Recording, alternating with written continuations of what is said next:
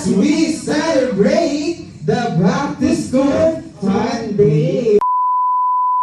Masama nga ang panahon at masama din ang pakiramdam ng kapatid ko. Mare, wala nga siyang kaalam-alam na dadalhin namin siya sa McDo. Hindi niya kasi alam na isinali ko siya sa back to school fun day. Hindi namin sinabi at baka hindi sumali. Mare, umorder muna ako at hindi pa kami nag-aalmusal. As we celebrate the back to school fun day. Ayan, with the team assemble 2024.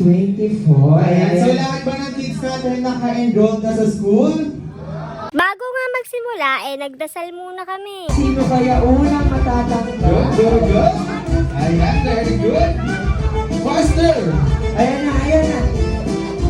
Whoa! Ayan si Kuya. Sinimulan na nga nila magpalaro kaya sinimulan ko na rin maglaro ng ganda-gandahan. Makalipas ang ilang minuto sa wakas dumating na rin ang in-order namin. Sumali nga sa Bring Me ang kapatid ko at nanalo din siya. Wala nga ako ang dancer si Sir.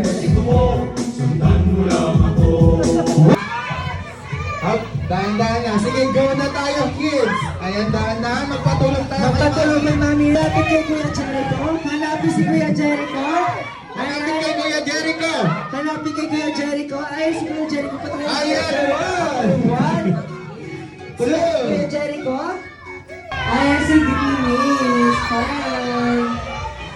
Diyos ko, Mare, mas masaya pa nga ang nanay ko kaysa sa kapatid ko. Ang exciting part ka dito yung kakain na. Mare, yung kapatid ko nga lang ang meron dahil siya lang ang nakaregister. Hindi rin naman kinain at sa bahay na lang daw. Mare, 400 nga ang bayad dito at kasama na nga doon ang pagkain bagat happy meal niya. Sulit na nga rin at masaya naman siya. Hindi na nga mapakali at pinapakabit na bag niya.